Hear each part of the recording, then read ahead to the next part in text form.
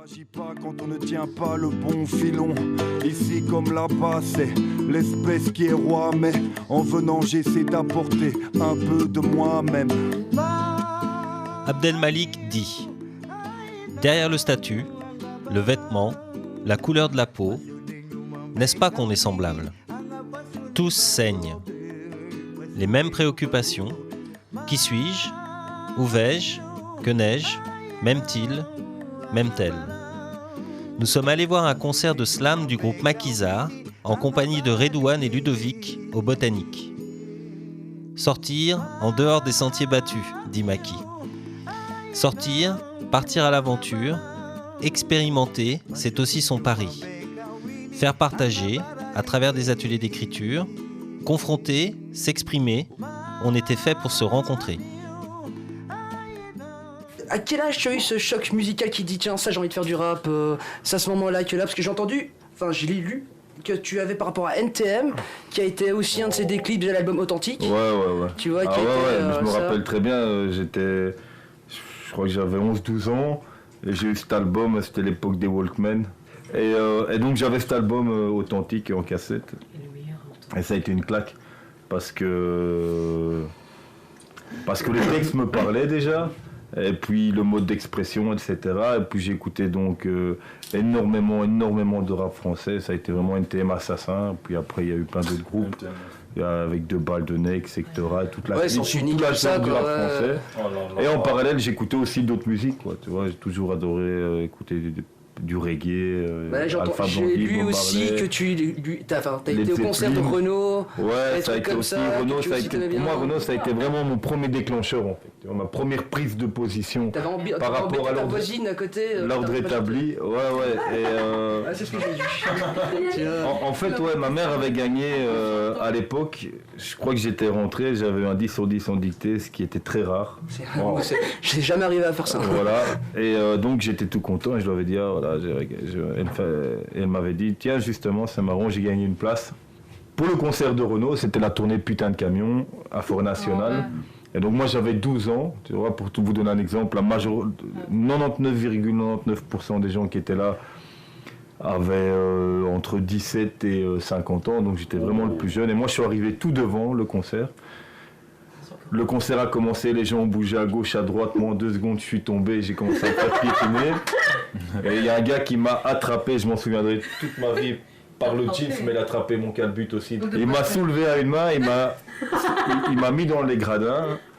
Et là j'étais debout et il y avait un couple juste assis là. Et pas de chance pour eux, je croyais que je connaissais toutes les paroles.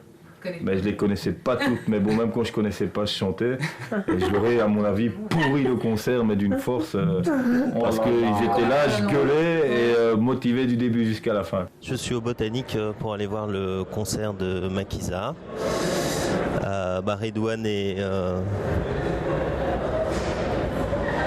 et Ludovic sont pas là.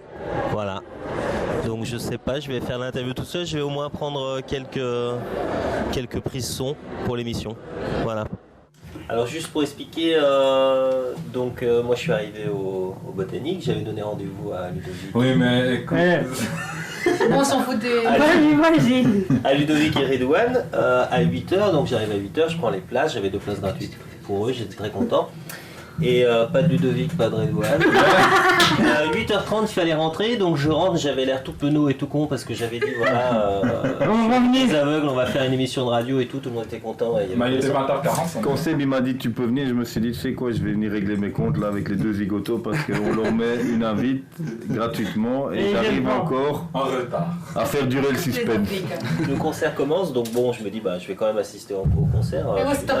T'avais pas les nez. Et là qu'est-ce que je vois? Je vois 2 types entourés de 4 malabars, mais tu vois ceux qui font rentrer les trucs, ils avaient leur petite pancarte genre on vous accompagne à l'aéroport. Déjà que nous on est malvoyants, enfin, il faut se débrouiller. Moi jamais j'ai fait. C'est pas une raison, hein. Faut venir à l'heure. Mais au final, comment ça s'est passé pour vous en fait? Les gars vous ont pris en charge et vous ont amené dans la salle? J'ai pas compris comment ils s'étaient passés, mais c'était pas mal. C'est quoi votre technique? Non mais en fait, non, ils nous ont pas aidés, on s'est débrouillé comme ça. On s'est débrouillé tout seul pour rentrer. Et vous n'êtes pas fait refiler par les 4 malabars qui vous suivaient? Non. Non.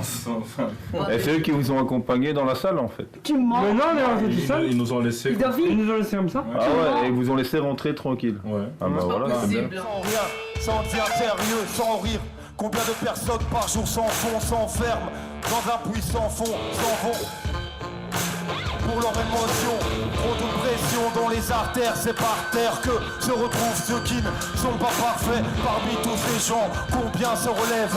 Parmi tous ces gens qui possèdent un glaive, rien n'est acquis, l'esprit reste couleur kaki. Alors, avec la lumière éteinte, c'est impressionnant? Ouais. Très impressionnant. Très impressionnant et il y a des belles couleurs aussi. Ce qu'il y avait d'intéressant au départ, c'est aussi vous, est-ce que vous allez souvent dans les concerts? Non, pas souvent. Le contraire de... Non mais moi c'était la les première concerts comme ça, c'était un peu impressionnant parce que j'ai jamais écouté moi ça fait longtemps que j'ai pu écouter des musiques avec de vrais textes. Donc, Ça t'a pas fait bizarre d'assister Comment ça, des vrais textes? Je comprends pas. bah, c'est bien ce qu'il dit. C'est des veux dire textes l'islam, qui Ah. touchent. Ouais.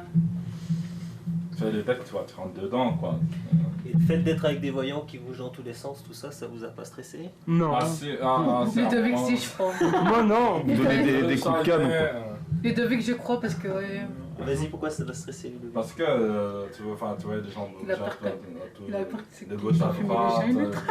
Tu les sentais? Ouais, Et moi j'ai une question, le fait que justement quelque part tu vois un peu moins bien, du coup tu es encore plus concentré sur la musique et le texte, contrairement à d'autres gens qui sont peut-être là et qui voient, ils vont aussi faire attention à ce qui se passe sur scène, mais du coup ils vont être moins concentrés. Moi, je suis comme ça, quand j'écoute quelque chose, moi j'ai besoin d'être concentré. Faut bien écouter les paroles. Mais déjà tu as dit écouter, tu vois, parce qu'il y a beaucoup, pour moi il y a une grosse différence entre entendre et écouter.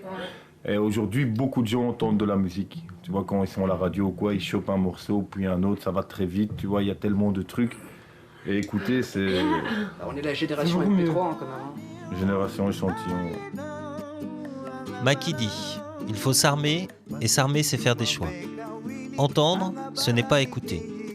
Écouter, c'est accepter de marcher dans l'inconnu, de s'y arrêter, peut-être même parfois de s'y égarer. Maki s'est égaré, a pérégriné depuis de nombreuses années dans la musique, dans le rap, le slam, au rythme de ses pensées. À quel âge as-tu débuté le slam? Moi, je viens du rap à la base. Hein. Et ça fait maintenant 7 ans, je crois que j'ai... En fait, j'ai adapté une fois un texte de rap qui parlait de l'insomnie en slam. Parce que ce texte-là, je l'avais écrit un peu déjà, même si c'était du rap, comme une sorte de pièce de théâtre. C'est-à-dire que à chaque couplet, il y avait une tension qui se rajoutait dans le choix des mots et dans le rythme du texte. Tu vois ? Et j'ai vu qu'il y a beaucoup de gens qui ont été réceptifs à ça, et je me suis dit, tiens, ces gens d'habitude qui n'aiment pas le rap, là sont réceptifs. Donc je me suis dit, je vais continuer à faire des textes de rap, mais les adapter en slam.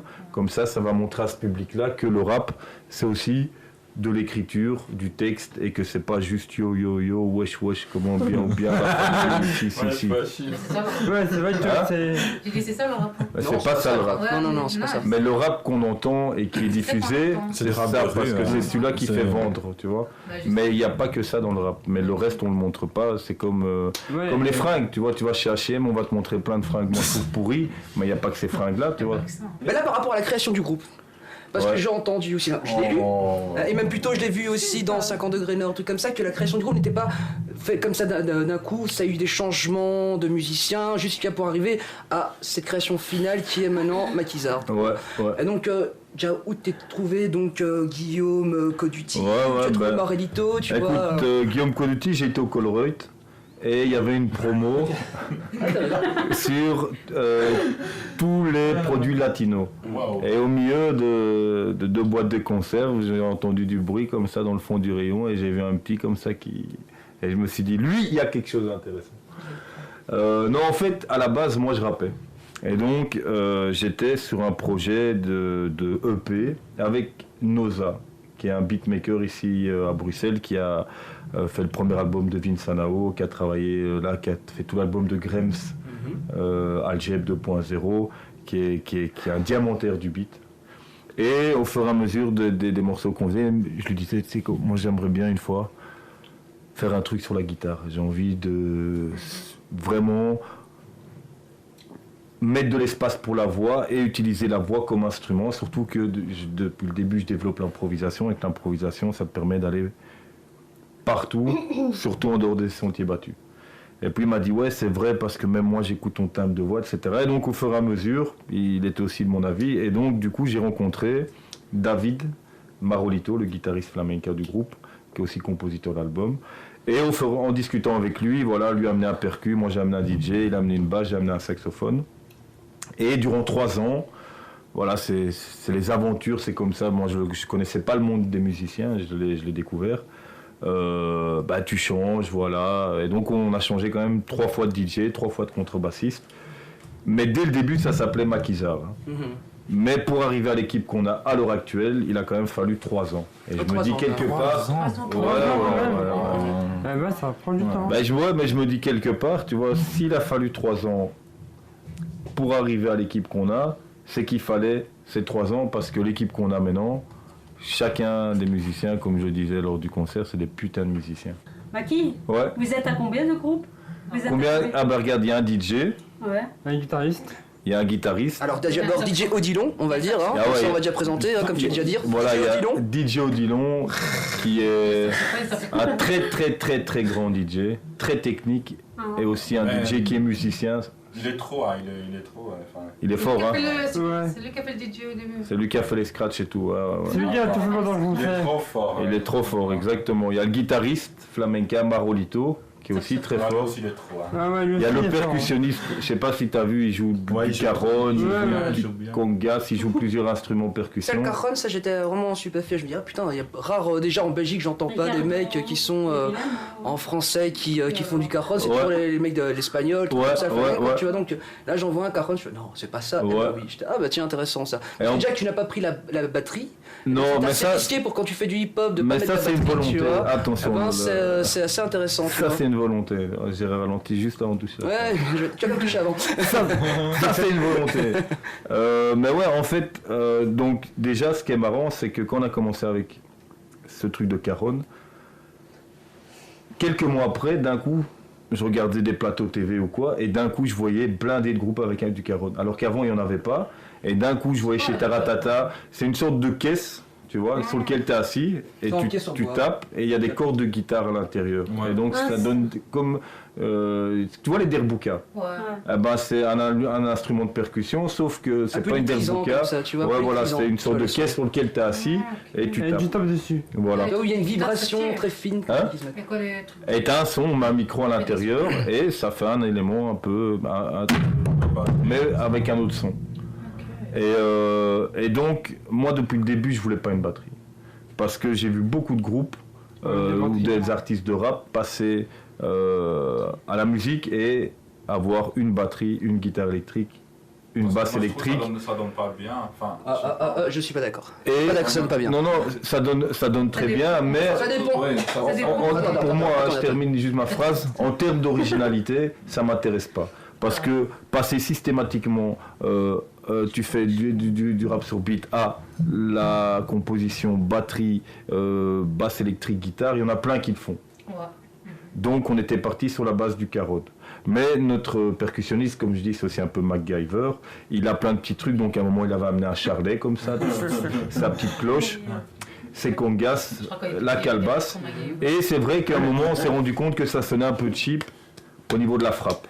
Donc qu'est-ce qu'on a fait? On a amené une grosse caisse et une caisse claire, mais sans prendre la batterie. Tu vois le truc? Ouais, quoi.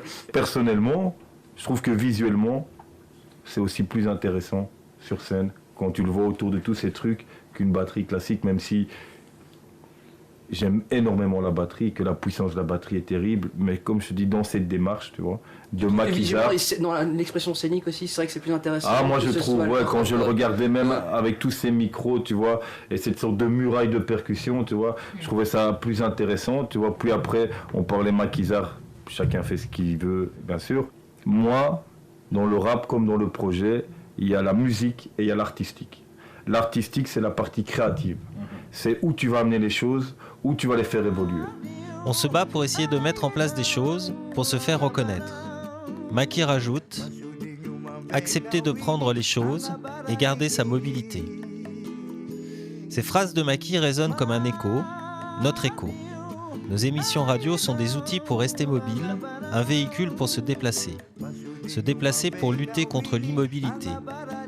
Maki n'est pas seulement un musicien, c'est aussi quelqu'un qui a mis en place des ateliers d'écriture pour partager sa passion. On va parler un peu des chansons. Donc il y en a une déjà, je trouve qui est intéressante. Il y en a plusieurs, mais le choix des armes. Ouais. Ça me semble être l'un des titres de ton album qui pourrait un peu résumer, on va dire, la mentalité générale de l'album. Ouais, c'est vrai. Notamment dedans, tu parles de mentalité de combat, qu'il faut s'armer. Et peut-être que la première question, c'est... La tête à l'envers ou à l'endroit, il faut s'armer. Voilà.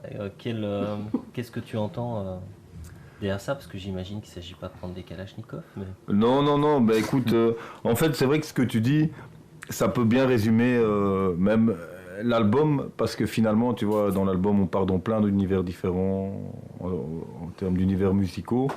Finalement c'est aussi des choix, tu vois, de plusieurs choses. Et donc quand je dis il faut s'armer, c'est que, de nouveau, c'est par rapport à mon parcours. Moi au début j'ai suivi ce qu'on m'a dit de faire et le système, et grosso modo il m'a envoyé dans le mur. Donc après je me suis dit bon, il faut s'armer, façon de parler, dans le sens que c'est à chacun aussi de se construire un peu ses propres armes. Donc par exemple vous disiez voilà, on n'est pas nécessairement représenté ou écouté, bon voilà, il y a cette radio, vous décidez de faire cette émission, même si vous êtes accompagné, encadré. Voilà, vous pourriez aller sur le PC, non, vous décidez voilà, de vous initier à parler à la radio, peut-être voir comment on fait une interview, etc. Donc vous choisissez comme outil d'expression le mode de la radio. Le choix des armes, c'est ça, c'est-à-dire qu'il y a des gens, ils sont profs, des gens, ils sont infirmiers, des gens, ils sont pompiers. Toute personne, quel que soit son choix ou son boulot, peut aussi, à côté, développer des choses qui sont peut-être moins économiques, plus humaines, en continuant à faire son métier.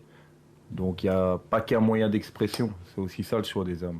Pour reprendre un peu ce que tu dis, si je prends par exemple d'autres chansons, d'autres titres de l'album, il y a Embraser le calme, où tu parles encore d'éternel combattant, d'hymne à la révolte. Ouais. Si on prend Macan, tu dis que Papy fait de la résistance, donc il y a le mot aussi résistance. Est-ce que dans ta démarche artistique, la dimension politique et sociale est importante ? Ouais, tout à fait, mais c'est un album, mais comme je dis, ça aurait pu être un film ou quelque part un livre, tu vois. Moi, ça fait 7 ans que je fais des ateliers d'écriture, qu'on se bat pour essayer de mettre en place des choses, pour les faire reconnaître. Il y a encore beaucoup de gens qui ont des a priori quand moi je me présente des fois j'arrivais dans des écoles, on me prenait pour un élève, donc je jouais le jeu au bout parce que la personne à un moment commençait à m'engueuler, tu vois, puis qu'une fois qu'elle s'était bien enfoncée, je lui expliquais que j'étais l'animateur et pas l'élève. Et je pense aussi, tu vois, comme je disais, à l'heure actuelle, quand tu vois ce qui se passe dans le monde arabe, ce qui se passe avec les indignés, et qu'il y a une sorte de mobilisation collective qui dépasse le cadre de la Belgique. Moi, j'ai toujours fait tout ce que j'ai toujours bien aimé dans le rap, c'est qu'à la base, c'était un peu les journalistes d'investigation qui parlaient du milieu populaire, des quartiers, et on en entendait très peu parler dans la presse, sauf quand il y avait des événements tragiques. On n'est pas seulement porte-parole, mais haut-parleur, donc pour moi, effectivement, ça a une importance par rapport à ce qui se passe actuellement. Pouvoir donner un écho à ça, c'est important. Donc il y a une démarche. Politique, c'est peut-être un grand mot, tu vois, mais social et engagé, ouais. Comment ça a été avec les personnes autistes Bah écoute, déjà c'était une journée, donc c'était pas un atelier sur beaucoup de séances. Et souvent on dit que les personnes autistes sont un peu dans leur monde. Ouais. Donc c'est pas toujours évident de pouvoir communiquer avec eux ou d'avoir accès à leur monde. Tu vois. Et donc nous on est arrivé comme ça, on a proposé un peu l'atelier. Mais moi j'ai remarqué que parfois c'est difficile de communiquer avec eux, et que ça met parfois plus de temps. Mais une fois que tu arrives à communiquer avec eux, le temps que tu as perdu, tu le rattrapes très vite parce qu'une fois qu'eux sont impliqués et motivés, ils vont faire un travail qui est encore plus important que ce que la plupart des gens feraient. Parce que par rapport à leur handicap, ils ont dû développer d'autres facultés, mais du coup ils ont une motivation parfois qui est encore plus forte. Tu comprends ce que je veux dire? Et donc là, on a commencé un peu sur des textes, et puis moi ce que j'ai voulu faire aussi avec eux, c'est un travail au niveau de l'improvisation. Donc, parce que par exemple, vous peut-être que vous avez des difficultés pour écrire ou quoi, mais l'improvisation, il ne faut pas écrire. Même si tu parles un petit peu français, par exemple, toi tu es d'origine marocaine, tunisienne, toi tu es d'origine Vous y à quelle origine? marocaine, marocain, congolais. Même si vous ne savez pas bien écrire, mais que vous parlez, vous pouvez très bien, en improvisant, essayer de dire des mots, des phrases, et donc participer plus facilement qu'en écrivant. Et là, on a fait des petits exercices autour de l'impro avec eux, et il y a vraiment de très chouettes choses qui sont sorties.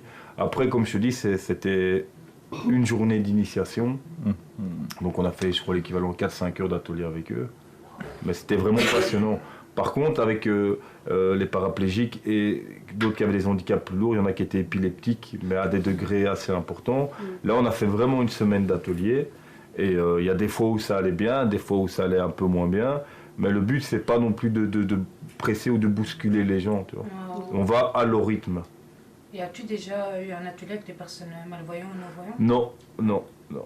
À part moi, parce que moi, quand j'étais petit, j'ai dû porter un cache au niveau de l'œil, parce que j'avais moins 1 sur 10, je crois, à l'œil gauche. En fait, j'ai oublié, c'était quoi grosso modo, je crois que c'était à cause de l'hyperkinétisme. Bref, en fait, quand je regardais quelque chose, il n'y a que je dise pas de conneries, mon œil droit qui faisait l'effort.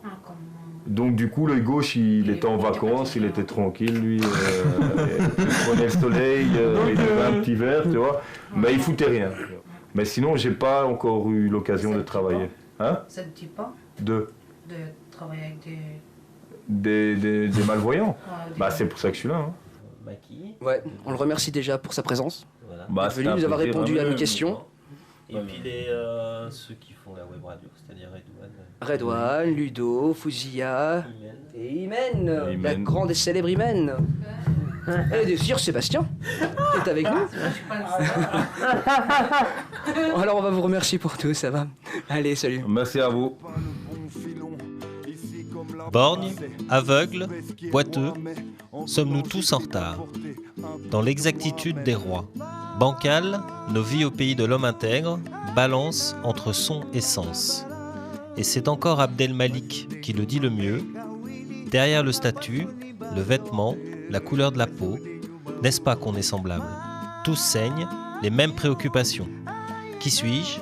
Où vais-je? Que n'ai-je? M'aime-t-il? M'aime-t-elle?